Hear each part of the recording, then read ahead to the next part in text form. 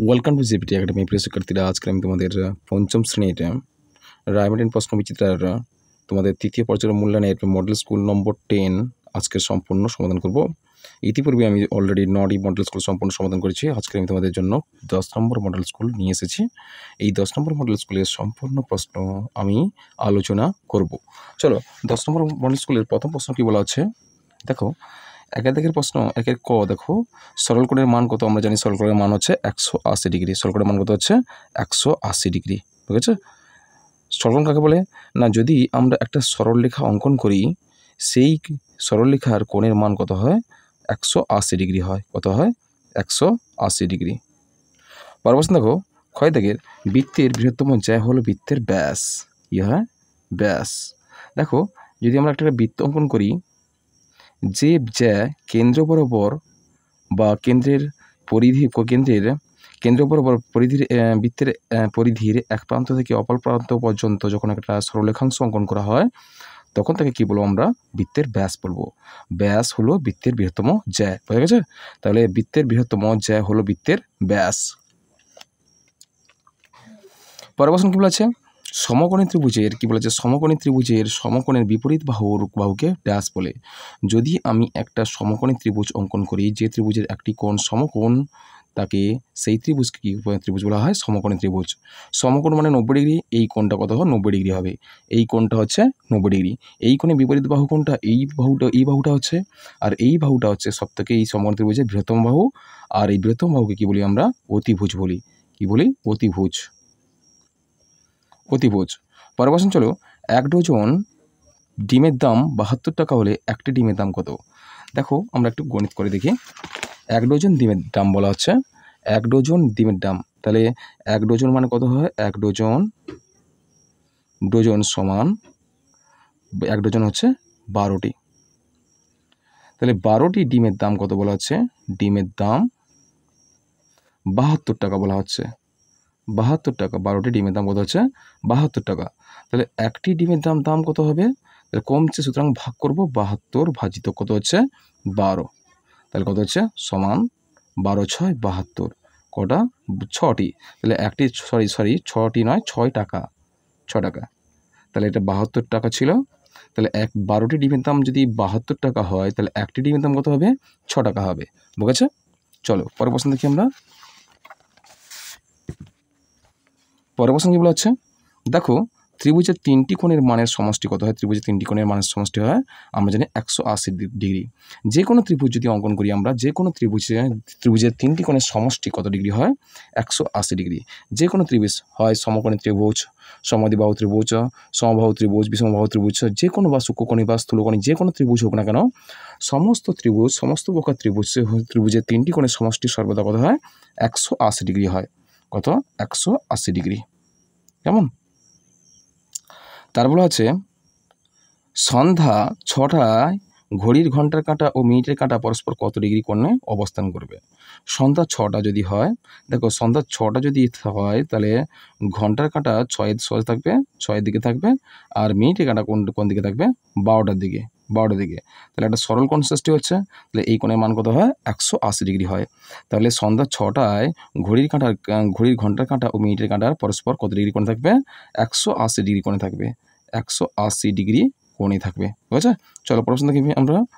6 থেকে দেখো, কাজের লোক সংখ্যা ও সময়ের মধ্যে কীরূপ সম্পর্ক? কাজের লোক সংখ্যা ও সময়ের মধ্যে সম্পর্ক হচ্ছে ব্যস্ত সম্পর্ক। কি সম্পর্ক? ব্যস্ত সম্পর্ক। তাহলে ব্যস্ত সম্পর্ক কাকে বলে না, লোক সংখ্যা যদি বৃদ্ধি পায়, সময় যদি কমে, সেক্ষেত্রে কি সম্পর্ক হবে? ব্যস্ত সম্পর্ক। বা লোক সংখ্যা কমলে সময় যদি বাড়ে, সেক্ষেত্রে কি সম্পর্ক হয়? ব্যস্ত সম্পর্ক। সুতরাং আমরা জানলাম কি, লোক সংখ্যার সঙ্গে সময়ের সম্পর্ক কীরূপ হয়? ব্যস্ত সম্পর্ক সর্বদা হয়। কোনো একটা কাজে যদি লোক সংখ্যা বাড়ানো হয়, একটা নির্দিষ্ট সময়ে একটি নির্দিষ্ট দিনের মধ্যে যদি দেখো লোক সংখ্যা যদি বাড়ানো হয়, সময় কিন্তু অলরেডি কমবে কাজের পরিমাণ। যদি কাজের পরিমাণ যদি স্থির থাকে, সেক্ষেত্রে সময় যদি বাড়ানো হয়, তাহলে লোক সংখ্যা অবশ্যই কমবে। আর লোক সংখ্যা যদি বাড়ানো হয়, তাহলে সময় অবশ্যই কমবে। বুঝেছো? পরের প্রশ্ন দেখো, বর্গযোদ্ধাকে বিন্যাস দেখে পরস্পরেরটি লেখো। তাহলে 1AZ বলা হচ্ছে, 1AZ। 1 2 BY 1 2 3 CX, তাহলে এটা হবে 1, এটা অবশ্যই আমরা সংখ্যাটা বুঝতে পারছি 1 2 3 4 অর্থাৎ 1 2 3 4 করে বাড়ছে, তাহলে 1 2 3 4, তাহলে A B C, তারপর এখানে হবে D, তারপর হচ্ছে ZYX, এরা আগেরটা কত হবে, এর পূর্ববর্তী অ্যালফাবেটটা কী হবে, ইংরেজি অ্যালফাবেট W হবে, W WX WXYZ, আর প্রথমেরটা হচ্ছে প্রথমে অ্যালফাবেট দেখো A B C D, বুঝেছে? তাহলে বৃত্তের ব্যাস হলো 21 সেমি হলে ব্যাসার্ধ কত হবে, বৃত্তের ব্যাস বলা হচ্ছে বৃত্তের ব্যাস 21 সেমি হলে বৃত্তের ব্যাসার্ধ কত হবে, ব্যাসার্ধ আমরা জানি কোনো বৃত্তের ব্যাসকে যদি আমরা ব্যাসার্ধ রূপান্তরিত করি তখন কি ব্যাসকে 2 দিয়ে ভাগ করতে হবে, তাহলে ব্যাসকে 2 দিয়ে যদি ভাগ করি সেক্ষেত্রে হবে কি, সেক্ষেত্রে আমরা পাবো এখানে যেহেতু ব্যাস ছিল 21 সেমি, তাহলে ব্যাসকে যদি আমরা 2 দিয়ে ভাগ করি সেক্ষেত্রে হবে 2 দিয়ে ভাগ করলে হবে 10.2, তাহলে 21কে আমরা 2 দিয়ে যদি ভাগ করি সেক্ষেত্রে হবে 10.2, তাহলে আমরা একটু ভাগ করে দেখি, তাহলে 21 ভাজিত কত হচ্ছে 2, তাহলে 2 একে 2, 1 নামলো, তাহলে 0 দিয়ে তোমরা 0 নাও, তাহলে কত হচ্ছে 1 নামাও, দশমিক দিয়ে 0 নাও, কত হচ্ছে 10, 2 5 10, কত হচ্ছে 10.5, কত হবে 10.2 হবে না 10.5 হবে, এখানে 10.5 অর্থাৎ 10.5 হবে, 10.5 সেমি, কী হবে 10.5 সেমি। তারপর দেখো ইয়ন থেকে 5 জন লোক 5 দিনে 5টি চেয়ার তৈরি করে, একজন লোক একদিনে কতগুলি চেয়ার তৈরি করতে পারবে, এক্ষেত্রে আমরা কি করব, এক্ষেত্রে আমরা একজন লোক একদিনে আমরা করব, তাহলে 5 জন লোক 5 দিনে 5টি চেয়ার তৈরি করলে তাহলে একজন লোক একদিনে কত করবে 1/5টি চেয়ার তৈরি করতে পারবে, তাহলে 5 জন লোক 5 দিনে 5টি চেয়ার তৈরি করতে পারলে তাহলে একজন লোক একদিনে কতগুলো চেয়ার তৈরি করতে পারবে 1/5টি চেয়ার তৈরি করতে পারবে। পরের প্রশ্ন দেখো 89 ডিগ্রি কোণটি কী ধরনের কোণ হবে, আমরা দেখতে পাচ্ছি আমরা জানি 1 ডিগ্রি থেকে 89 ডিগ্রি অর্থাৎ 90 ডিগ্রি কম যত কোণ আছে সব কোণ কী হয়, সূক্ষ্ম কোণ হয়, অর্থাৎ দেখতে পাচ্ছি 90 ডিগ্রি কোণ সমকোণ, স্থায়ী সমকোণের নিচে অর্থাৎ নিম্ন রাশি বা নিম্ন ডিগ্রি মানগুলো কী হয়, সূক্ষ্ম কোণ হয়, কী কোণ হয়, সূক্ষ্ম কোণ হয়, বুঝছো? তাহলে সূক্ষ্ম কোণ হচ্ছে, তাহলে 89 ডিগ্রি কোণটি কী ধরনের কোণ হবে, সূক্ষ্ম কোণ হবে।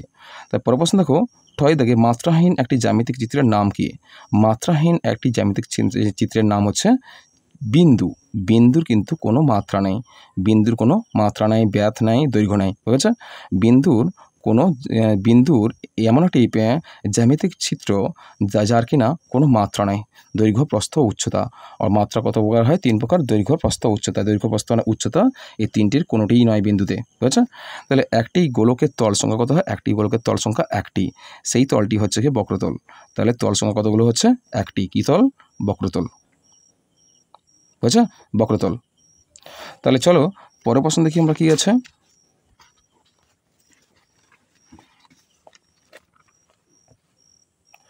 পরের প্রশ্ন বলেছে 2 থেকে 2 ক বলেছে সরলরেখাংশ ও সরলরেখার মধ্যে দুটি পার্থক্য লেখো, তাহলে সরলরেখাংশ সরলরেখার মধ্যে দুটি পার্থক্য যদি আমরা করি, 2 নম্বরের প্রশ্ন যেহেতু দুটি করে পার্থক্য যদি লিখি তাহলে চলো আমরা পার্থক্যটা করে ফেলি। দেখো সরলরেখাংশ সরলরেখার আমি পার্থক্যটা অলরেডি করে ফেলেছে। দেখো সরলরেখাংশের দিকে একদিকে দেখো নির্দিষ্ট দুটি প্রান্তবিন্দু থাকে, কিন্তু সরলরেখার নির্দিষ্ট কোনো প্রান্তবিন্দু থাকে না বা নেই।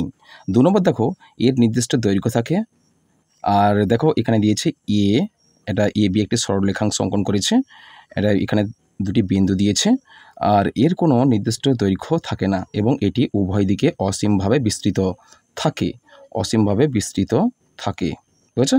আর দেখো তোমরা এইভাবে একটা স্কেল দিয়ে অঙ্কন করে দেবে, এদিকে তীরচিহ্ন দেবে, এদিকে তীরচিহ্ন দেবে, এখানে এ দিবে, এখানে বি দেবে, এদিকে যদি ফুল স্টপ বা বিন্দু দাও উভয় দিকে দুটি, তাহলে এ বি হচ্ছে সরলরেখাংশ, আর এটা হচ্ছে এ বি হচ্ছে এটা হচ্ছে সরলরেখা, বুঝেছো? চলো পরের প্রশ্ন দেখি আমরা, পরের প্রশ্ন কী আছে। পরের প্রশ্ন বলা হচ্ছে যে চাঁদার সাহায্যে 100 ডিগ্রি কোণ আঁকো এবং নাম দাও, তাহলে চাঁদার সাহায্যে যদি আমরা 100 ডিগ্রি কোণ অঙ্কন করি, তাহলে দেখো যদি চাঁদার সাহায্যে যদি আমরা 100 ডিগ্রি কোণ অঙ্কন করি সেক্ষেত্রে হবে, তাহলে দেখো চাঁদা নেবে, চাঁদা নিয়ে তোমরা কি করবে, প্রথমে তোমরা একটা সরলরেখাংশ অঙ্কন করবে। অঙ্কন করার পর এখানে বিন্দু দেবে, তার একটা প্রান্তে বিন্দু দেবে, ঠিক আছে? বিন্দু দেওয়ার পর তোমরা কী করবে, তারপর তোমরা এই বিন্দুতে তোমরা চাঁদার মধ্যবিন্দু বা কেন্দ্র স্থির করবে। তাহলে চাঁদার কেন্দ্র স্থির করবে। এই দেখো চাঁদার কেন্দ্রটা ঠিক এই পজিশনে আছে, দেখো এখানে এই বিন্দুতে তোমরা স্থির করবে। স্থির করার পর তোমরা কি করবে, তাহলে আমাদের কত ডিগ্রি অঙ্কন করতে বলছে, 100 ডিগ্রি কোণ অঙ্কন করতে বলছে। তাহলে এই সরলরেখাংশ দিয়ে আমরা কি করব, আমরা 100 ডিগ্রি কোণ অঙ্কন করব। আমরা বিন্দুর সঙ্গে মিলিয়ে নিয়েছি, নেওয়ার পর দেখো 100 ডিগ্রি কোথায় হচ্ছে, এখানে হচ্ছে 100 ডিগ্রি। এখানে আমরা যদি এদিক দিয়ে হিসাব করি তাহলে 100 ডিগ্রি এইখানে হচ্ছে। তাহলে আমরা নির্দিষ্ট বিন্দুতে আমরা কি করব, 100 ডিগ্রি এখানে হচ্ছে, অর্থাৎ 100 ডিগ্রি তোমরা ঠিক চাঁদা এবং পেন্সিল ঠিক রেখে তোমরা পয়েন্টটা দেবে। তাহলে কি হলো, তোমরা এবার টেনে দেবে, টেনে দাও এখানে। তাহলে কত হলো, এটা হচ্ছে 100 ডিগ্রি কোণ। 100 ডিগ্রি কোণ হয়ে গেল, এটা হচ্ছে 100 ডিগ্রি কোণ। তাহলে নামকরণ করে দাও এ বি সি। তাহলে তোমরা নিচে লিখে দেবে যে এ বি সি কোণ সমান কত হচ্ছে, 100 ডিগ্রি। বুঝছে? এইভাবে তোমরা খাতায় এই 100 ডিগ্রি কোণটা অঙ্কন করবে। চলো এরপরে প্রশ্ন কি বলা হচ্ছে দেখে নিই আমরা। এরপরে প্রশ্ন বলা হচ্ছে, দেখো যে গয়ের দাগের প্রশ্নটা দেখো, গয়ের দাগের প্রশ্ন বলা হচ্ছে ঘনবস্তুকে ত্রিমাত্রিক বলা হয় কেন? চলো আমরা এই প্রশ্নের অ্যান্সারটা করি, ঘনবস্তুকে ত্রিমাত্রিক বলা হয় কেন। চলো তাহলে আমরা এবার করব যে ঘনবস্তুকে ত্রিমাত্রিক বলার কারণ। দেখো যে ঘনবস্তুকে, দেখো এখানে আমরা অ্যান্সারটা লিখছি, ঘনবস্তুকে ত্রিমাত্রিক বলা হয় কারণ এগুলোর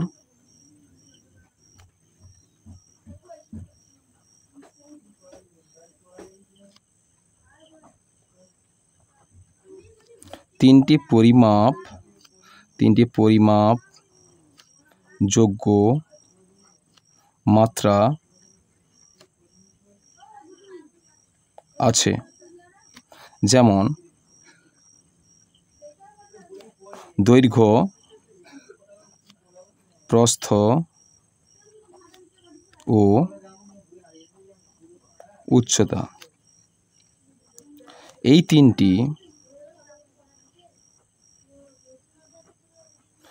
তিনটি মাত্রা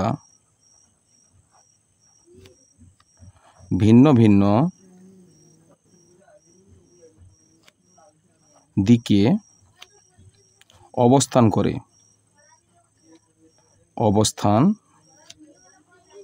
করে এবং এদের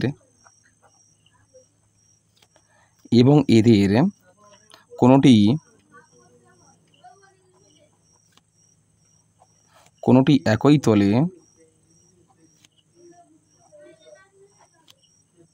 একই তলে থাকতে পারে না। বুঝেছে? চলো পরের প্রশ্ন দেখি আমরা। পরের প্রশ্ন কি বলা হচ্ছে,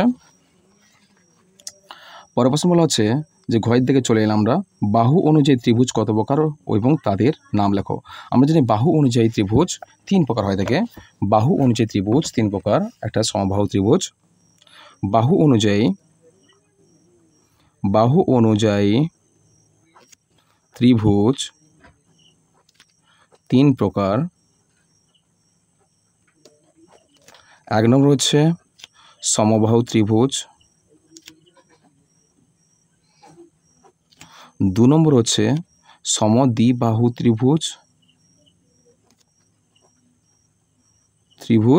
আর 3 নম্বর হচ্ছে বিষমবাহু ত্রিভুজ।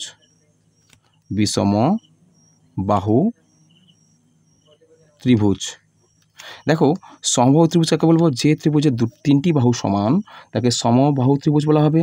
আর সমদ্বিবাহু ত্রিভুজ, যে ত্রিভুজের 2টি বাহু সমান তাকে সমদ্বিবাহু ত্রিভুজ বলা হবে। আর বিষমবাহু ত্রিভুজ, যে ত্রিভুজের 3টি বাহুই অসমান তাকে কি বলা হবে, বিষমবাহু ত্রিভুজ বলা হবে। বুঝেছো? চলো পরের প্রশ্ন দেখি আমরা। উমদ্বেগের প্রশ্ন চলে এলাম আমরা। দেখো উমদ্বেগের প্রশ্ন কি বলা আছে যে 3 সেমি 7 সেমি 10 সেমি দৈর্ঘ্যের সরলরেখাংশ দিয়ে ত্রিভুজ তৈরি সম্ভব কিনা যুক্তি দিয়ে লেখো।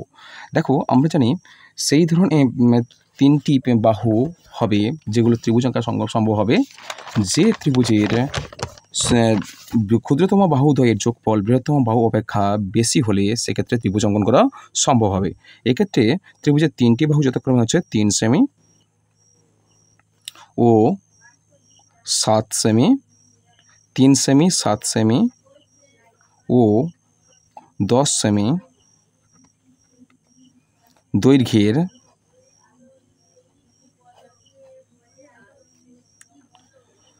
সরলরেখাংশ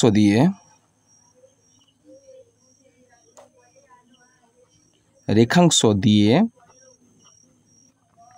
ত্রিভুজ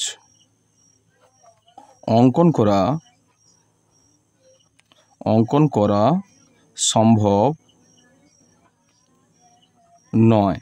কারণ দেখো এখানে বৃহত্তম বাহু হচ্ছে 10 সেমি, বৃহত্তম বাহু হচ্ছে 10 সেমি, বৃহত্তম বাহু 10 সেমি আর ক্ষুদ্রতম বাহুতে হচ্ছে 3 সেমি আর 7 সেমি। এই দুটি বাহু কিন্তু সবথেকে ছোট বাহু, 10 সেমি অপেক্ষা ছোট দুটি বাহু হচ্ছে 3 সেমি ও 7 সেমি। এই দুটি বাহুর যোগফল হচ্ছে 7 আর 3 10, আর এই দুটি বাহুর যোগফল 10 অর্থাৎ বৃহত্তম বাহুর সমান হচ্ছে। আমরা জানি সমান অথবা কম হলে হবে না। কি বললাম?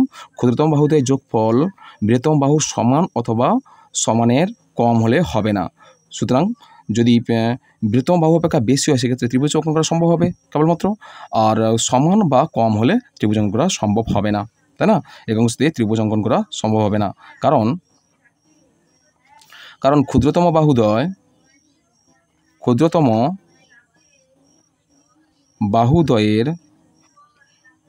বাহুদ্বয়ের যোগফল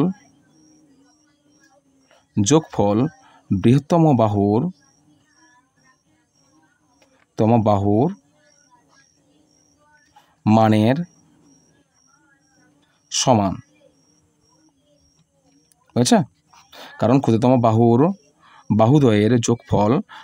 বাহুদ্বয়ের যোগফল বৃহত্তম বাহুর মানের সমান। সুতরাং 3টি মান দিয়ে এই 3টি মান দিয়ে ত্রিভুজ অঙ্কন করা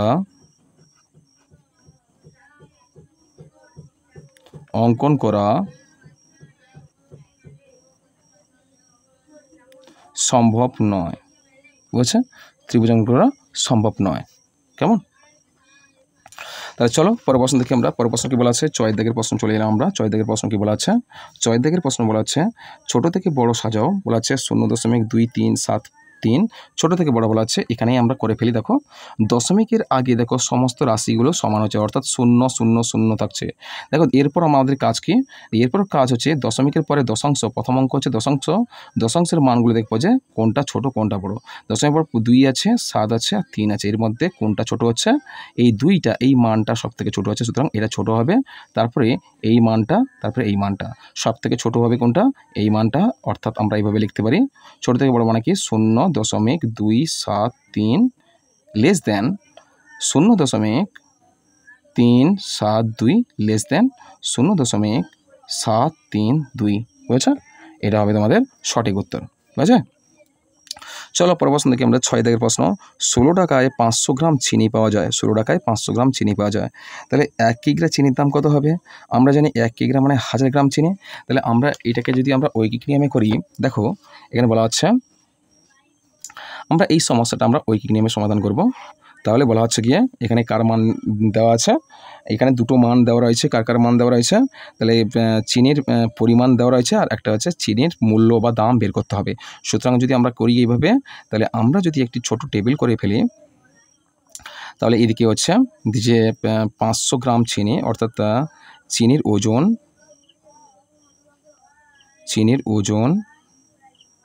আর চিনির ভর, চিনির দাম,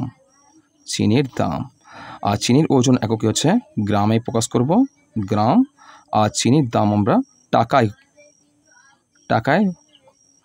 এককে রূপান্তরিত করব। তাহলে এবারে আমরা করি, চলো তাহলে চিনির ওজন বলা হচ্ছে 500 গ্রাম চিনির দাম হচ্ছে 16 টাকা।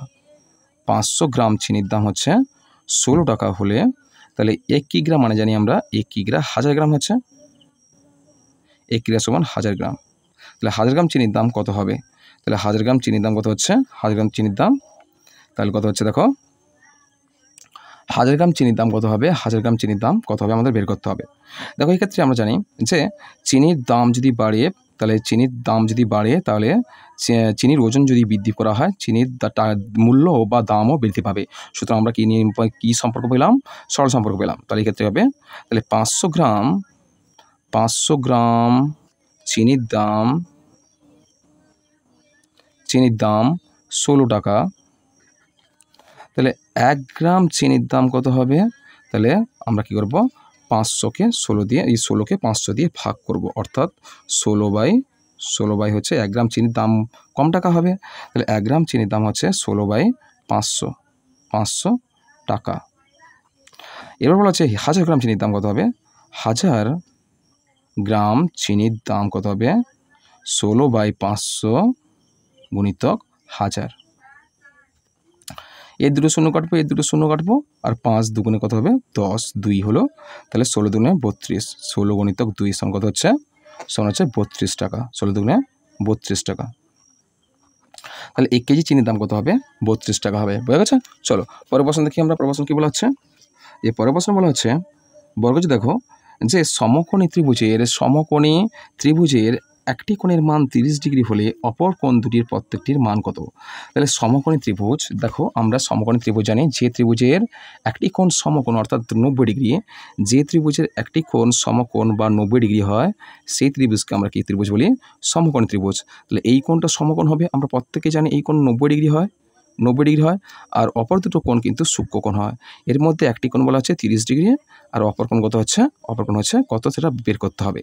তাহলে চলো, তাহলে এক্ষেত্রে মনে করি ABC একটি ত্রিভুজ অর্থাৎ সমকোণী ত্রিভুজ।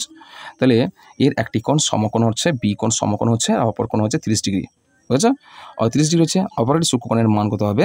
সেটা 60 ডিগ্রি হবে। সেটা আমরা বুঝতে পেরেছি, এবার গণিতের ভাষায় বা গণিতের নিয়মে আমরা করব। তাহলে চলো, আমরা জানি যে সমকোণী ত্রিভুজের একটি কোণ সমকোণ বা 90 ডিগ্রি হয়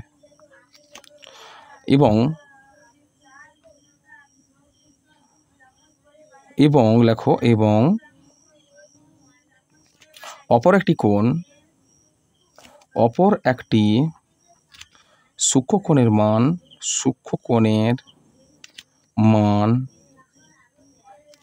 30 ডিগ্রি হলে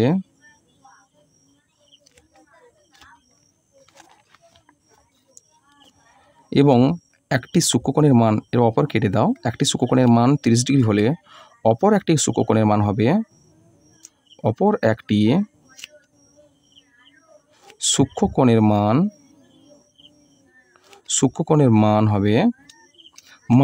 আমরা কি করব? ত্রিভুজের 3টি কোণের সমষ্টি কত হয়? 180 ডিগ্রি হয়। কেমন? তাহলে দুটি কোণের মান পেয়ে গেছে, একটা সমকোণের 90 ডিগ্রি পাচ্ছে সমকোণ, আর একটা 30 ডিগ্রি পাচ্ছে। এই দুটি কোণের মান পাচ্ছে আরেকটি কোণ, অর্থাৎ 3টি কোণের সমষ্টি 180 ডিগ্রি। 180 ডিগ্রি থেকে এই দুটি কোণের যোগফল যদি বাদ দিই সেক্ষেত্রে মানটি আমরা পেয়ে যাব, অর্থাৎ 90 ডিগ্রি যুক্ত 30 ডিগ্রি সমান 180 ডিগ্রি থেকে আমরা যদি 90 থেকে 30 বাদ দিলে কত হবে? 120 ডিগ্রি সমান কত হচ্ছে? সমান হচ্ছে 60 ডিগ্রি। কত ডিগ্রি হবে? 60 ডিগ্রি। তাহলে দুটি কোণ কী কী পেলাম আমরা? একটি কোণ 90 ডিগ্রি পেলাম, একটি কোণ 90 ডিগ্রি, আর একটা কোণ 60 ডিগ্রি। বুঝছো? 90 ডিগ্রি আর 60 ডিগ্রি, এই দুটি কোণ পেলাম আমরা। চলো পরের প্রশ্ন দেখি আমরা, যে সমরেখ বিন্দু কি বলা আছে? সমরেখ বিন্দু ও অসমরেখ বিন্দু কাকে বলে? তাহলে চলো আমরা সমরেখ বিন্দু ও অসমরেখ বিন্দু কাকে বলে আমরা এর সংজ্ঞাটা লিখে ফেলি। তাহলে সমরেখ বিন্দু তাকে বলবো যে 3 বা 3-এর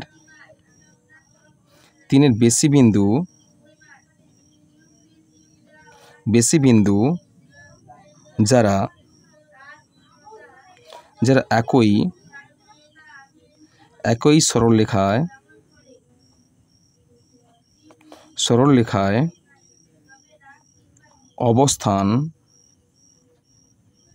অবস্থান করে তাদের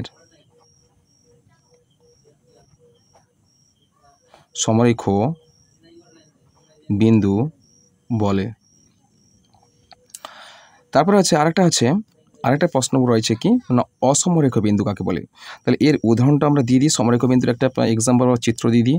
যদি একাধিক বিন্দু যদি একটা নির্দিষ্ট সরলরেখা অবস্থান করে, মনে রাখো 1 2 3 4 এতগুলো বিন্দু একটা নির্দিষ্ট সরলরেখা অবস্থান করছে, নামকরণ করে দাও এ বি সি ডি।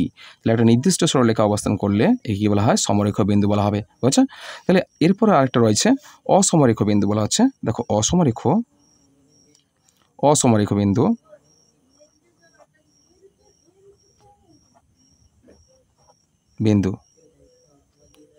তাহলে অসমরেখ বিন্দু কাকে বলবো আমরা? তাহলে অসমরেখ বিন্দু কাকে বলবো, চলো আমরা এর সংজ্ঞাটা লিখি। দেখো 3 বা 3-এর বেশি বিন্দু যারা একই সরলরেখায় অবস্থান করে না তাদের অসমরেখ বিন্দু বলে। দেখো আমি এরকম কটা বিন্দু দিয়েছি, 1 2 3 4 এখানে 5টি বিন্দু দিয়েছি। দেখো এই বিন্দুগুলো কিন্তু একই সরলরেখায় অবস্থান করছে না, সুতরাং এগুলোকে আমরা কি বলবো, অসমরেখ বিন্দু বলবো। কেমন? চলো পরের প্রশ্ন দেখি আমরা। পরের প্রশ্ন বলা আছে ইয়ন্ত্রকের প্রশ্ন 770 মিনিটে কত ঘন্টা কত মিনিট হয়। তাহলে চলো আমরা এই প্রশ্নের সমাধানটা করে ফেলি। তাহলে 770 বলা হচ্ছে, 770 মিনিট সমান কত ঘন্টা কত মিনিট। তাহলে 770 মিনিট সমান কত ঘন্টা কত মিনিট যদি বের করি, সেক্ষেত্রে আমরা কি করব, এই 770কে আমরা 60 দিয়ে ভাগ করব। 770কে আমরা 60 দিয়ে যদি ভাগ করি তাহলে সেক্ষেত্রে হবে 60 একে 60, কত নামলো 7 নামলো, 1 আর 0।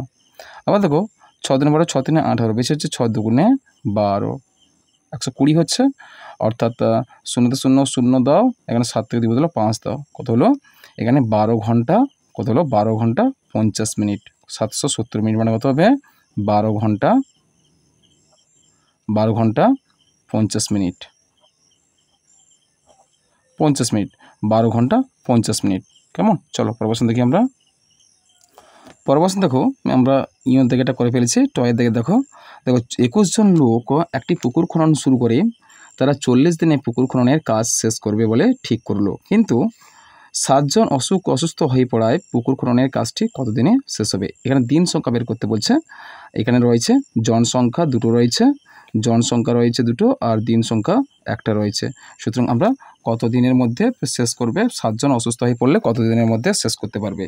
তাহলে কতজন লোক ছিল, 21 জন লোক। তাহলে আমরা গণিতের ভাষার সমস্যাটা যদি করিয়ে, তাহলে দেখো যে গণিতের ভাষার সমস্যাটি হলো,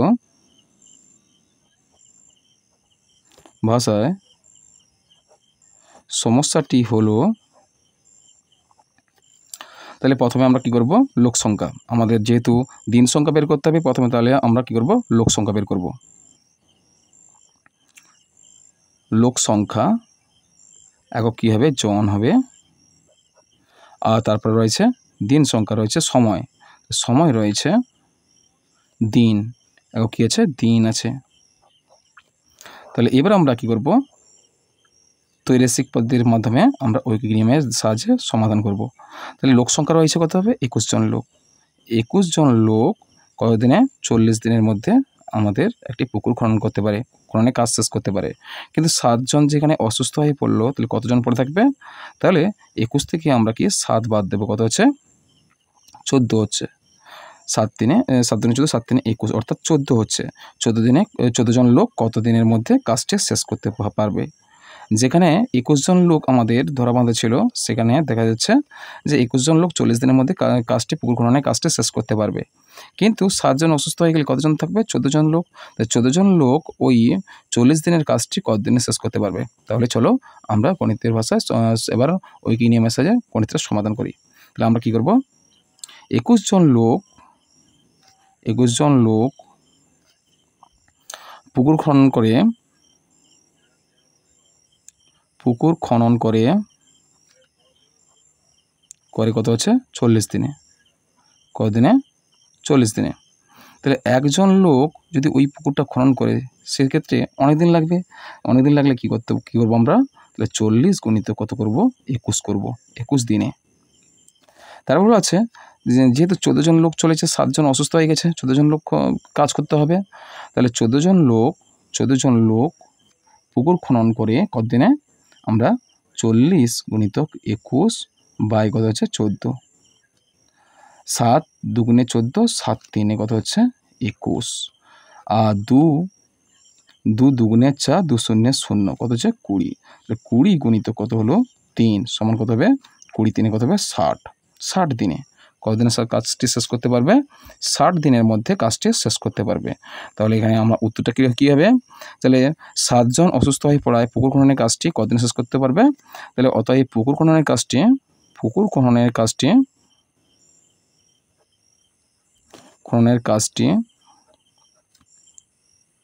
60 দিনে শেষ করতে বা শেষ করবে, বুঝছে। চলো পরের প্রশ্ন দেখি আমরা। পরের প্রশ্ন দেখছি যে সমান্তরাল সরলরেখা কাকে বলে। চলো আমরা সমান্তরাল সরলরেখা কাকে বলে আমরা লিখে দেখাই। তাহলে সমান্তরাল সরলরেখা কাকে বলবো আমরা, লিখবে তোমরা দুই বা ততোধিক রেখা যেগুলো একই সমতলে থাকে এবং একে অপরকে কখনো ছেদ করে না, তাদের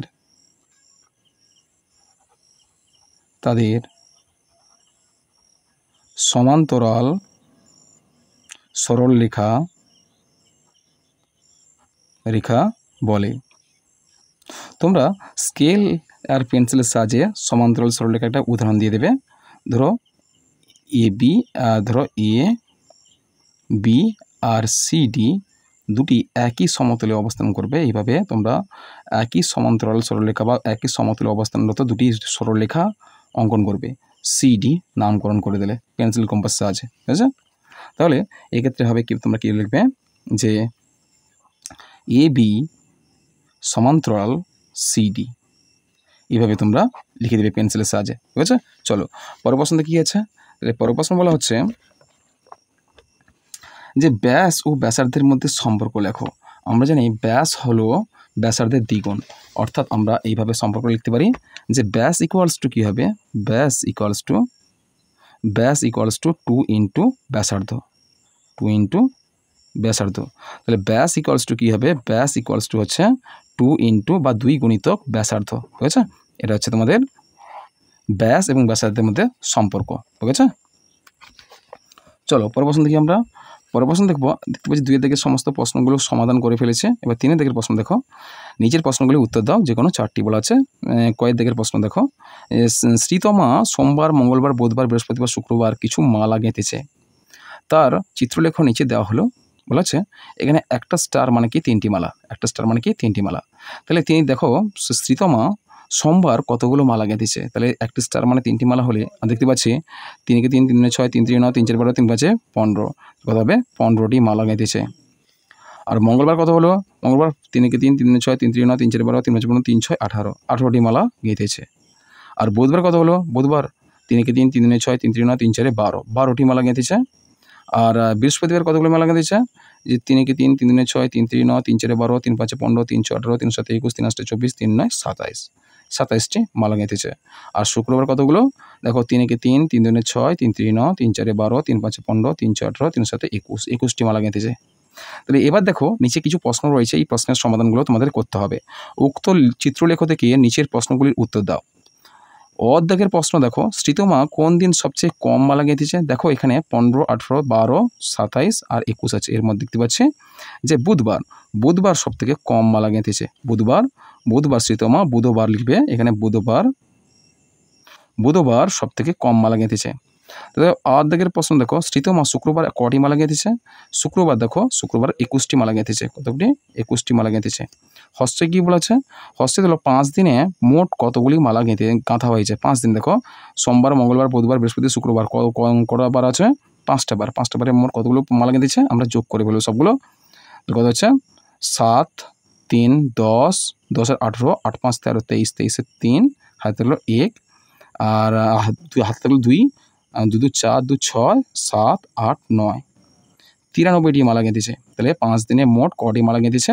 93টি মালা গেঁথেছে। তোমরা একটু যোগ করে দেখে নেবে। তারপরে প্রশ্ন বলছে, দীর্ঘদিকের প্রশ্নটা দেখো, শ্রীতমা কোন দিন সবচেয়ে বেশি এবং কটি মালা গেঁথেছে? সবচেয়ে বেশি দেখো এখানে 21টি, 27টি, 12টি, 18টি, 15টি। দেখতে পাচ্ছি 27টি মালা গেঁথেছে। কী বার? বৃহস্পতিবার। কী বার? বৃহস্পতিবার সব থেকে বেশি মালা গেঁথেছে। কী বার? বৃহস্পতিবার। এখানে লিখবে বৃহস্পতিবার সব থেকে বেশি কত হলো? 27টি মালা গেঁথেছে। বৃহস্পতিবার সব থেকে বেশি 27টি মালা গেঁথেছে। ঠিক আছে? বৃহস্পতিবার সব থেকে বেশি 27টি মালা গেঁথেছে। দেখো এটা হয়ে গেছে। কয়েক দাগের প্রশ্নটা সমাধান হয়েছে। 4টি প্রশ্ন ছিল, 4টি প্রশ্ন এই টেবিল থেকে আমরা কত করে ফেলেছে। দেখো কয়েক দাগের প্রশ্ন 3 খ দেখো, যে 5 সেমি ব্যাসার্ধের একটি বৃত্ত অঙ্কন করে তার কেন্দ্র, ব্যাস, ব্যাসার্ধ ও জ্যা চিহ্নিত করো। বলেছে 5 সেমি ব্যাসার্ধ। তোমরা পেন্সিল কম্পাস সাহায্যে 5 সেমি ব্যাসার্ধ অঙ্কন করবে। দেখো প্রথমে তোমরা 5 সেমি দৈর্ঘ্যের একটা ব্যাসার্ধ অঙ্কন করবে স্কেল দিয়ে। তোমরা স্কেল দিয়ে 5 সেমি দৈর্ঘ্যের একটা ব্যাসার্ধ নিয়ে নেবে, কেটে নেবে। দেখো এখানে আমরা একটু বিন্দু অঙ্কন করলাম। দেখো এখানে 0 সেন্টিমিটারে আমি একটা বিন্দু দিলাম, বিন্দু বসালাম 0 সেন্টিমিটার একটা বিন্দু বসালাম। কেমন? 0 সেন্টিমিটার একটা বিন্দু বসালাম এখানে। তাহলে আমি এখান থেকে 5 সেমি কেটে নেব। 5 সেমি কোথায় হচ্ছে? তাহলে 1, 2, 3, 4, 5, এখানে 5 সেমি হচ্ছে। আমি এখানে কিন্তু একটা মার্ক করে দেবো। 5 সেমি একটা মার্ক করে দিলাম। এটা হচ্ছে 5 সেমি হয়ে গেল। কেমন? 5 সেমি হয়ে গেল। এবার আমরা কী করবো? 5 সেমিটা জয়েন্ট করে নেবো। তাহলে কী হলো? এটা হচ্ছে 5 সেমি। 5 সেমি। এভাবে আমরা স্কেল দিয়ে প্রথমে 5 সেমি দৈর্ঘ্যের একটা ব্যাসার্ধ বা সরলরেখাংশ টেনে নিলাম। এবার এর মাপটা তোমরা এভাবে নেবে। দেখো এর মাপটা তোমরা ঠিক এইরকম নেবে, এরকম মাপটা নেবে। এরকম মাপটা নিয়ে তোমরা কী করবে? তোমরা রাউন্ড করে দেবে। তোমরা এরকম গোল করে দেবে, অর্থাৎ বৃত্ত একটা অঙ্কন করে দেবে। বৃত্ত একটা অঙ্কন করে দেবে। একবারে বেশি না, আমার পেন্সিলটা ভালো নয় বলে ফুটছে না। দেখো 5 সেমি ব্যাসার্ধ বিশিষ্ট একটা বৃত্ত আমরা অঙ্কন করে ফেললাম।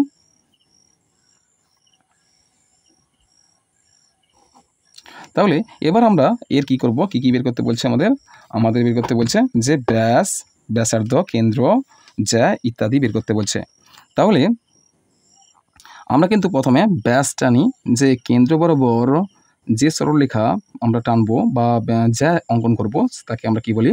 তাকে আমরা ব্যাস বলি। এই কেন্দ্র বরাবর যে জ্যাটা অঙ্কন করবো একে আমরা কি বলবো? একে ব্যাস বলবো। ব্যাস, এই ব্যাস হলো বৃত্তের বৃহত্তম জ্যা। বোঝা গেছে? তারপরে বলা হচ্ছে কেন্দ্র। দেখো এখানে আমরা কেন্দ্রটা আমরা ও নামকরণ করলাম। কেন্দ্রটা আমরা ও দিলাম। তারপরে ব্যাসটা যদি নামকরণ করি, এটা এ দেবে, এটা বি দেবে। তাহলে এ বি একটি ব্যাস, আর ও হচ্ছে কেন্দ্র, আর ব্যাসার্ধ হবে ও বি ব্যাসার্ধ বা এ ও ব্যাসার্ধ। আর জ্যা তোমরা যদি একটা অঙ্কন করে ফেলো, এখানে একটা নিচে একটা বৃত্তের পরিধি বরাবর আর একটা যদি সরলরেখাংশ অঙ্কন করো, এটা হচ্ছে তোমাদের বৃত্তের জ্যা বলে দেবে। তাহলে এর নামকরণ করে দাও সি আর ডি। তাহলে কী লিখবে? যে কেন্দ্র হচ্ছে ও, তোমরা এরকম পেন্সিল দিয়ে লিখে দেবে। কেন্দ্র ফুটছে না বলে আমি পেনে লিখে দিচ্ছি, তোমরা একটু ভালো করে দেখে নেবে। তাহলে কেন্দ্র কি হচ্ছে? কেন্দ্র ও, আর ব্যাস কি হবে? ব্যাস হবে কি? এ বি ব্যাস। আর ব্যাসার্ধ কোনটা হবে? ব্যাসার্ধ দুটো পাবো আমরা, এ ও ব্যাসার্ধ পাবো আর ও বি ব্যাসার্ধ পাবো। তাহলে ও এ করতে পারো ও এ, বা ও বি, দুটি ব্যাসার্ধ পাচ্ছি আমরা। তারপরে জ্যা পাবো আমরা কি সিডি, জ্যা পাবো। সিডি হচ্ছে গিয়ে জ্যা, কোনটা হবে জ্যাটা আমরা সিডি করতে পারি, সিডি জ্যা। তোমরা এইভাবে পেন্সিল দিয়ে লিখে দেবে। বুঝতে পেরেছ? চলো পরের প্রশ্ন আমরা দেখে নিই কী আছে। পরের প্রশ্ন কী বলা হচ্ছে? পরের প্রশ্ন বলা আছে যে চতুস্তলক কাকে বলে? একটি চতুস্তলকের চিত্র অঙ্কন করো, এর তল সংখ্যা, ধার সংখ্যা ও শীর্ষবিন্দু সংখ্যা উল্লেখ করো। তাহলে চলো আমরা চতুস্তলকের সংজ্ঞা লিখে বা কাকে বলে লিখে তার যে একটা চিত্র অঙ্কন করে তার তল সংখ্যা, ধার সংখ্যা, শীর্ষবিন্দু সংখ্যা আমরা বের করি। চলো চতুস্তলকের সংজ্ঞাটা আমরা লিখে ফেলি। দেখো ত্রিভুজাকার লিখবে কি ত্রিভুজাকার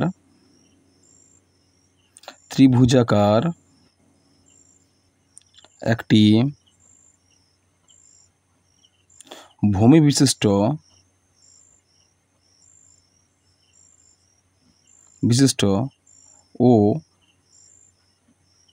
ও সমশীর্ষ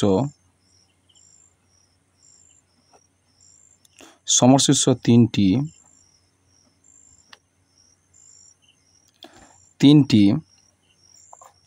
ত্রিভুজাকার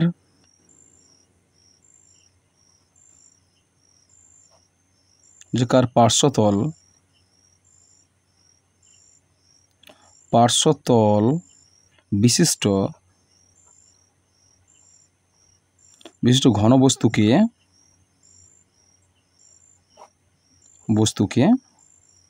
চতুস্তলক বলে। কি বলে? চতুস্তলক বলে। কি লিখলাম? ত্রিভুজাকার একটি ভূমি বিশিষ্ট ও সমশীর্ষ তিনটি ত্রিভুজাকার পার্শ্বতল বিশিষ্ট ঘনবস্তুকে চতুস্তলক বলা হয়। আর এর যদি একটা আমরা চিত্র অঙ্কন করি তাহলে তার ভূমি হবে কি ত্রিভুজাকার হবে। ভূমিটা ঠিক এরকম হবে, ত্রিভুজাকার হবে। এদিকে দূরে একটা বিন্দু নেবে, নিয়ে তোমরা কি করবে এরকম রেখা অঙ্কন করে দেবে। বুঝছো? তাহলে এটা হয়ে গেল আমাদের চতুস্তলক। দেখো ভূমি হচ্ছে, এটা যদি ভূমি ধরি, এটা ভূমি আর তিন দিকে তিনটে ত্রিভুজাকৃতি তল, পার্শ্বতল। এক্ষেত্রে হলো কতগুলো তল পেলাম আমরা? 4টি ত্রিভুজাকার তল পেলাম। কি পেলাম? 4টি ত্রিভুজাকার তল পেলাম। এর নামকরণ করব আমরা। এর নামকরণ যদি করি আমরা, তাহলে এর নামকরণ করে দিই এ, বি, সি আর ডি। দেখো এর শীর্ষবিন্দু সংখ্যা কতগুলো পেলাম? প্রথমে বলা আছে তল সংখ্যা। এই তল সংখ্যা হবে, দেখো তল সংখ্যা হচ্ছে 4টি। ধার সংখ্যা হবে হিসাব করো 1 2 3 4 5 6, 6টি। আর শীর্ষবিন্দু হচ্ছে কি 1 2 3 4। শীর্ষবিন্দু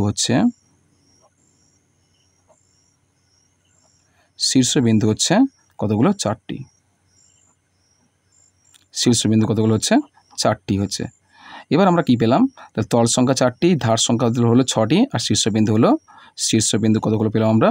শীর্ষবিন্দু পেলাম গিয়ে আমরা 4টি। ঠিক আছে? তাহলে এই হলো তোমাদের চতুস্তলকের সংজ্ঞা, চিত্র এবং তার বিভিন্ন তল, ধার এবং শীর্ষবিন্দু।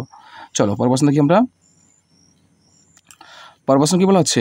দেখো গ হয়ে গেছে, ক খ গ হয়ে গেছে। ঘয়ের দিকে দেখো যে ঘয়ের অরটা কি বলেছে? দিনে কতবার ঘড়ির কাঁটা সরল কোণে থাকে এবং কখন থাকে। দেখো দিনে কতবার ঘড়ির কাঁটা সরল কোণে থাকে আমরা কিন্তু ঘড়ি প্রত্যেককে জানি।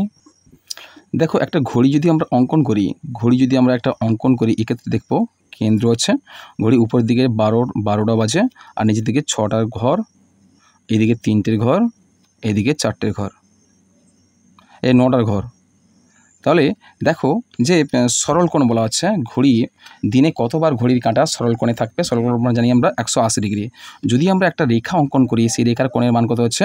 180 ডিগ্রি হয়। কত ডিগ্রি? 180 ডিগ্রি।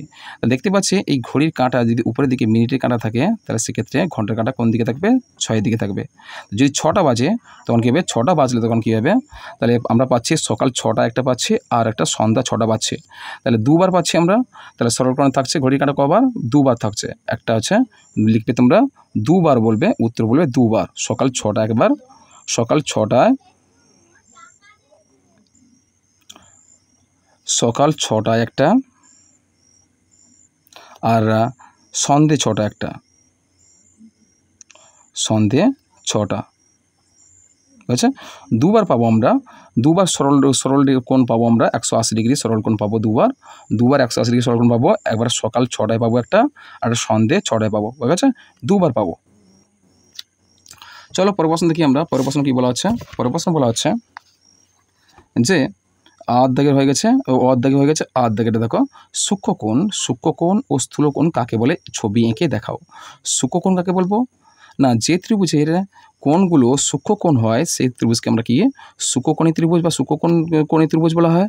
এখানে সূক্ষ্মকোণ বলা হচ্ছে, ত্রিভুজ বলা হয়নি। এখানে সূক্ষ্মকোণ কাকে বলা হচ্ছে? যে কোণের মান 90 ডিগ্রি থেকে কম হয় তাকে আমরা কি সূক্ষ্মকোণ বলবো। আর স্থূলকোণ কাকে বলবো না, যে কোণের মান 90-এর বেশি এবং 180-র কম হয় তাকে কী হবে? স্থূলকোণ বলবো। বুঝেছে? এবার চলো আমরা সংজ্ঞাগুলো লিখে ফেলি। লেখো, যে কোণের মান 90 ডিগ্রির কম, 90 ডিগ্রি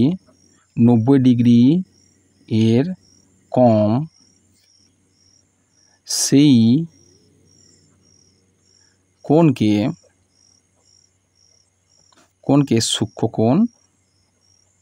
সূক্ষ্মকোণ বলা হয়। তাহলে তোমরা সূক্ষ্মকোণের উদাহরণ হিসেবে দেবে 90-এর কম এমন কয়েকটা ডিগ্রি মান দিয়ে দেবে। আর ধরো তোমরা 60 ডিগ্রি লিখলে, 60 ডিগ্রি একটি সূক্ষ্মকোণ। বুঝেছো? তাহলে তোমরা চিত্র অঙ্কন করবে, 60 ডিগ্রি একটা চিত্র অঙ্কন করে 60 ডিগ্রি একটা কোণ অঙ্কন করে দেবে। এটা হচ্ছে 60 ডিগ্রি কোণ লিখে দেবে। 60 ডিগ্রি কোণ ABC একটা নামকরণ করে দেবে, ABC লিখবে। অতএব ABC কোণ একটি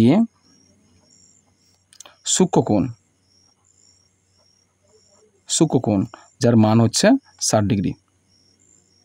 কত হবে? 60 ডিগ্রি। বুঝেছে? চলো এরপর বলা হচ্ছে স্থূলকোণ বলা হচ্ছে। এরপর বলা হচ্ছে কি স্থূলকোণ বলা হচ্ছে।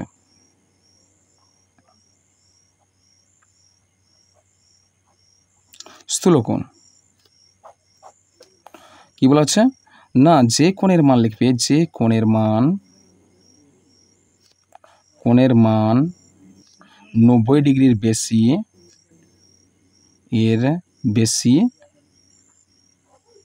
180 ডিগ্রির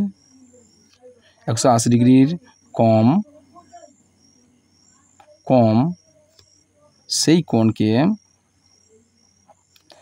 কোণকে স্থূলকোণ বলা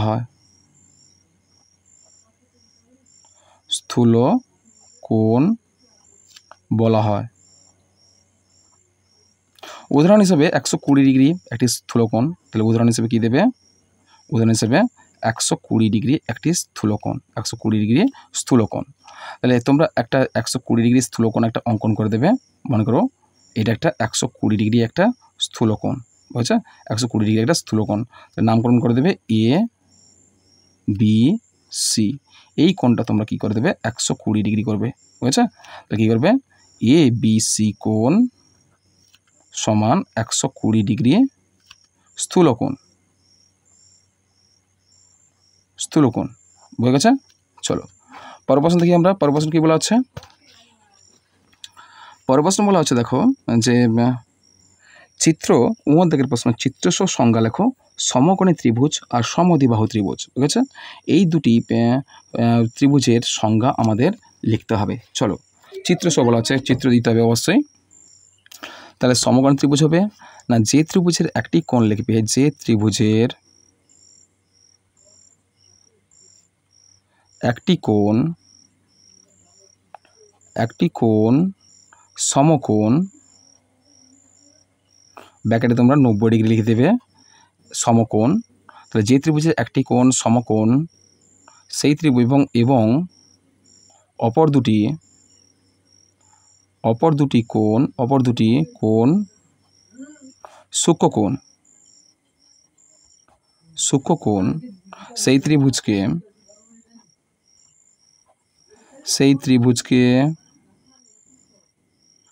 ত্রিভুজকে সমকোণী ত্রিভুজ বলা হবে।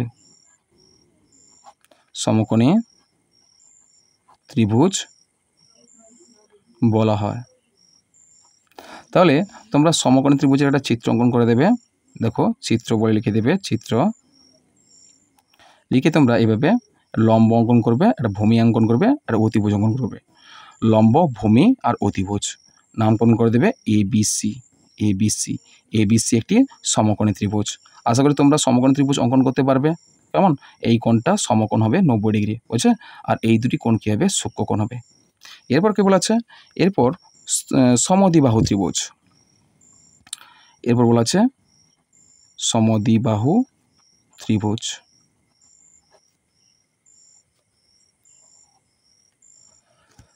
লেখো যে ত্রিভুজের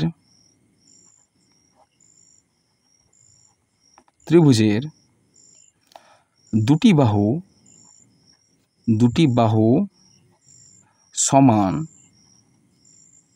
সেই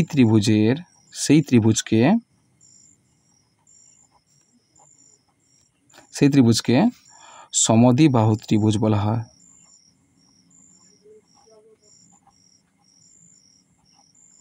ত্রিভুজ বলা হয়, বুঝছে?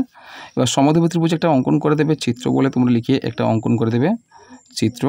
দেখো এরকম একটা ত্রিভুজ অঙ্কন করবে, যে দুটি বাহু সমান বলে মনে হবে, সেইভাবে তোমরা এই দুটি বাহু মনে করো সমান হচ্ছে, শুধু নামকরণ করে দেবে ABC।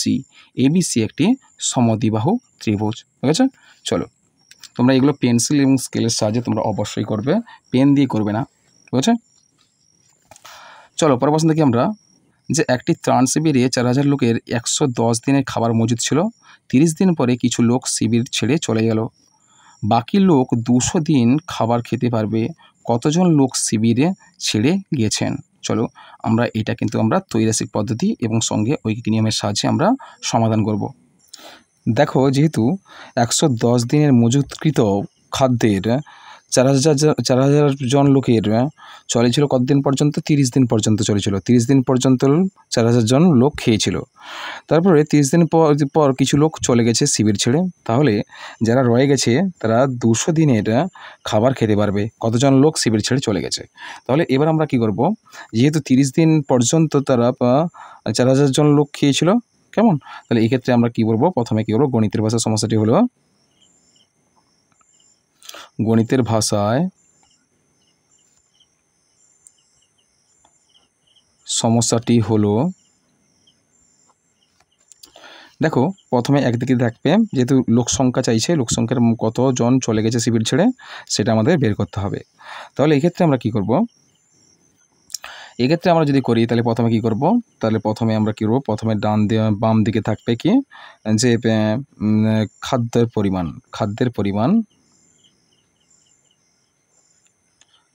পরিমাণ থাকবে, আর একক হবে দিনে। আর অপর দিকে থাকবে লোক সংখ্যা, এখানে ব্র্যাকেটে লিখবে জন। তাহলে এবার আমরা কি করব? যেহেতু প্রথমে যে 110 দিনের খাবার মধ্যে ছিল, কতদিন পর্যন্ত খেয়েছে? 30 দিন পর্যন্ত খেয়েছে। তাহলে কতজন বাকি ছিল?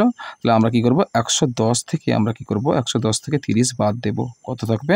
তাহলে 80 জন থাকবে, 80 জন। তাহলে 80 জন লোক, 80 দিনের খাবার কতজন খাবে? তোমাদের এখানে এক্ষেত্রে হবে 4000 জন হবে, 4000 জন। তারা বলা আছে 200 জন লোক তাহলে কতদিনে খাবে? জিজ্ঞাসা চিহ্ন। তাহলে এই ক্ষেত্রে কী করব? আমরা ঐকিক নিয়মের সাহায্যে আমরা গণিতটা সমাধান করব। প্রথমে কী লিখব? যে 80 দিনের খাবার খায়, লিখবে 80 দিনের, কি বলেছে? 80 দিনের খাবার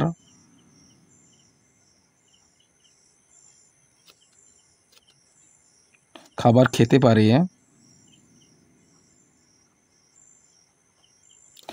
পারে কতজন? 4000 জন। তাহলে একদিনের খাবার কতজন খাবে? এক্ষেত্রে আমরা কি করব? 4000 জনের সঙ্গে 80 আমরা গুণ করব। তাহলে একদিন যদি খেতে পারে তাহলে কতজন হবে? 4000 গুণিতক 80। তারপর আছে 200 দিনে যদি থাকে মজুদ, তাহলে 200 দিনের খাবার খেতে পারে কত হবে, তাহলে 4000 গুণিতক 80 বাই কত হবে 200। তাহলে এক্ষেত্রে কাটাকাটি করবো, এর দুটো শূন্য কেটে দেবো, এর দুটো শূন্য কেটে দেবো, তাহলে কত হবে 2 2 দুগুণে 4 আর 2 শূন্যে 0, ঠিক আছে। কত হলো, তাহলে 20 গুণিতক 80 কত হবে 8 দুগুণে 16, তাহলে 1600 জন। তাহলে 200 দিনের খাবার যে কী বলা আছে, 200 দিনের খাবার খেতে পারবে কতজন লোক, 1600 জন লোক। তাহলে কতজন লোক শিবির ছেড়ে চলে গেছে, অতএব শিবির ছেড়ে চলে গেছে। তাহলে আমরা কি করব, তাহলে 4000 থেকে আমরা কি করব, 4000 থেকে 1600 বাদ দেব, বাদ দিলে কত হচ্ছে 2400 হচ্ছে, 2400 জন। কতজন, 2400 জন লোক শিবির ছেড়ে চলে গেছে, ঠিক আছে। চলো পরের প্রশ্ন দেখি আমরা। পরের প্রশ্ন কি বলা হচ্ছে, পরের প্রশ্ন বলা হচ্ছে দেখো, যে বিজ্ঞান প্রদর্শনীতে অংশগ্রহণের জন্য 200 জন শিক্ষার্থীকে স্কুলে রাখা হয়, তাদের জন্য 200 দিনের খাবার মজুদ ছিল। আরও 50 জন শিক্ষার্থী ওই স্কুলে থাকতে এলে শিক্ষার্থীদের ওই মজুদ খাদ্যের কতদিন চলবে। চলো এটা আমরা তৈরাসিক পদ্ধতিতে নির্ণয় করি। ঠিক তৈরাসিক নয়, এটি হচ্ছে ঐকিক নিয়মের সাহায্যে আমরা সমাধান করব। তাহলে প্রথমে আমরা কি লিখব, গণিতের ভাষা সমস্যাটি হলো,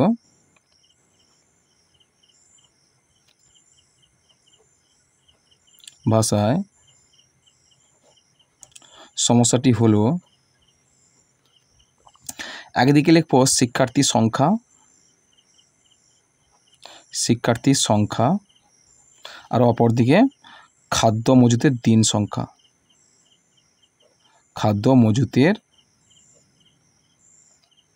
দিন সংখ্যা। তাহলে এবার আমরা টেবিল করে ফেলে, বলা আছে 200 জন শিক্ষার্থী যেহেতু বলা আছে, তো 200 জন শিক্ষার্থীর খাদ্য মজুতকৃত কতদিন চলবে, 10 দিন চলবে। কতদিন, 10 দিন চলবে। এবার বলা আছে যে এরপর আরও 50 জন এলে কতজন হবে, তাহলে 200 সঙ্গে 50 আমরা যোগ করব, 200 যুক্ত 50 সমান হবে কত হবে 250। 250 জন শিক্ষার্থীর খাদ্য কতদিন চলবে, জিজ্ঞাসা চিহ্ন। তাহলে এবার আমরা ঐকিক নিয়মের সাহায্যে সমস্যাটির সমাধান করব। তাহলে এখানে একটু আমরা সম্পর্ক স্থাপন করি। দেখো শিক্ষার্থীর সংখ্যা লেখো, শিক্ষার্থীর সংখ্যা ও মজুদ খাদ্যের মধ্যে সম্পর্ক বিপরীত। মনে রাখবে, এই বিপরীত মানে কি, ব্যস্ত সম্পর্ক হয়, বুঝেছো। তাহলে অতএব আমরা লিখতে পারি যে 200 জন লেখো, 200 জন শিক্ষার্থীর জন্য খাদ্য মজুদ আছে 10 দিনের, ঠিক আছে। এবার একজন যদি শিক্ষার্থী হয় সেক্ষেত্রে খাদ্য মজুদ আছে কত হবে, সমান দেবে, তাহলে 10 গুণিতক কী করবে, 10 বৃদ্ধি পাবে, একজনের ক্ষেত্রে বলে বেশি হবে, 10 গুণিতক 200 দিন। আবার বলা আছে 250 জন শিক্ষার্থীর জন্য খাদ্য মজুদ আছে কত হবে, সমান কত হবে 10 গুণিতক 200 বাই কত হচ্ছে 250, তাহলে 250। আমরা একটু কাটাকাটি করে ফেলে, এর শূন্য একটা কেটে দিই, এর একটা শূন্য কেটে দিই, তাহলে 25, 20 আর 10, তাহলে কত হবে 5 5 25, 5 4 20 আর 5 দুগুণে কত হচ্ছে 10, কত হলো 2 গুণিতক 4 সমান কত হবে 4 দুগুণে 8। কতদিন, 8 দিন চলবে। কতদিন চলবে, 8 দিন। তাহলে কী লিখবে, অতএব শিক্ষার্থীদের ওই মজুদ খাদ্যে 8 দিন চলবে। বুঝেছে? চলো এখানে তোমাদের পঞ্চম শ্রেণীর তোমাদের 10 নম্বর মডেল স্কুলটা, তৃতীয় পর্যায়ের মূল্যায়নের 10 নম্বর মডেল স্কুলটা সম্পূর্ণ সমাধান করলাম। আর এই নিয়ে মোট আমি তোমাদের জন্য 10টি মডেল স্কুল সম্পূর্ণ সমাধান করেছি। এরপরের ক্লাসে আমি 11 নম্বর মডেল স্কুলটা সম্পূর্ণ সমাধান করব। কেমন?